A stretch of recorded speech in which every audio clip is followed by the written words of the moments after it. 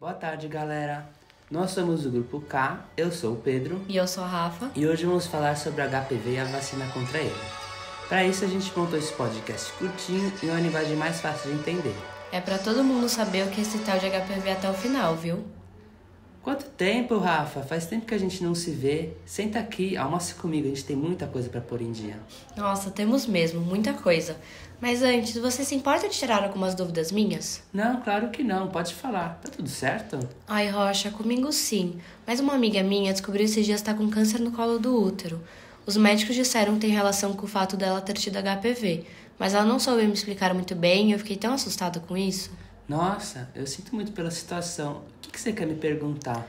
Então, o que é esse tal de HPV?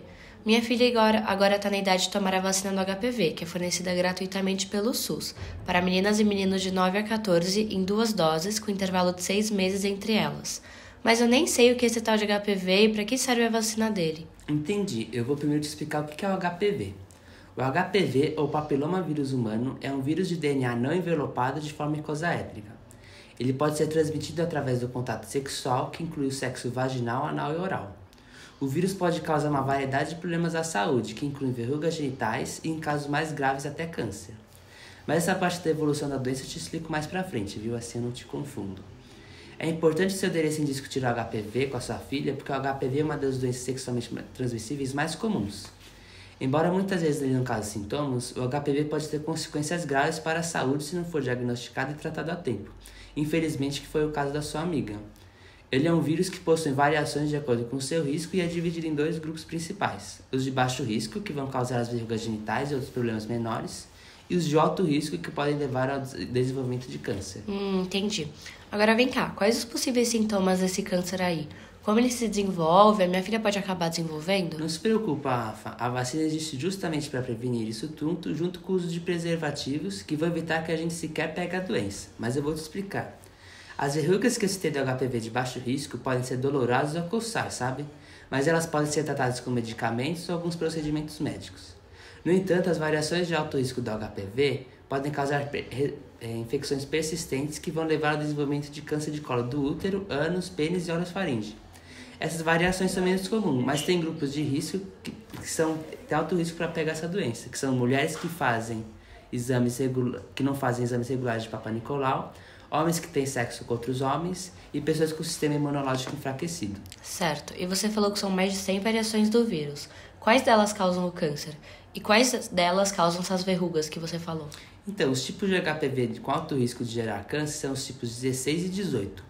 Eles são responsáveis por aproximadamente 70% dos casos de câncer de colo de útero. E os HPVs que estão associados ao aparecimento de verrugas genitais são os tipos 6 e 11. E o diagnóstico dessas pessoas que têm um HPV, como é feito? Então, existem várias formas de fazer o diagnóstico do HPV.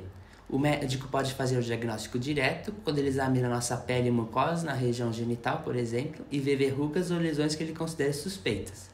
E também pode ser feito utilizando o Papa Nicolau, sendo o diagnóstico feito pela característica das lesões, ou também pode-se pegar a amostra dos tecidos das áreas afetadas e procurar o DNA do HPV por métodos moleculares. No Papa Nicolau, o legal é que dá pra gente ver as alterações das células cervicais causadas pelo vírus e dá pra ver se tem células pré-cancerosas ou até cancerosas. Então ele acaba sendo bem específico para a doença. Entendi. Então é realmente importante se proteger contra esse vírus, hein? Como que a vacina contra ele funciona? E eu também queria saber se a vacina tem algum efeito colateral. Então, a vacina contra HPV é feita utilizando proteínas presentes nos vírus do HPV que irão desencadear uma resposta imune no nosso organismo sem causar a doença em si e formando linfócitos de memória contra o vírus. A vacina vai proteger contra 4 tipos de HPV, o 6, o 11, o 16 e o 18, os mesmos tipos que irão causar os sintomas. Os possíveis efeitos colaterais da vacina do HPV são geralmente leves e temporários, e é mais comum termos dor, vermelhidão ou inchaço no local da injeção, e podendo até ter febre, náusea e dor de cabeça. Mas alguns indivíduos também podem sentir tontura ou desmaiar após receber a vacina. Vale ressaltar que a vacina é contraindicada para menores de 9 anos de idade, pacientes que tenham apresentado reação grave com a dose anterior da vacina, gestantes e pessoas com doença febril aguda. Nossa, Rocha, muito obrigada pela aula. Agora me sinto muito bem informada sobre o assunto. Vou aproveitar e visitar a minha amiga, né? Dar um apoio, ver o que os médicos disseram, enfim. Beijo, Rocha. Tchau, pessoal!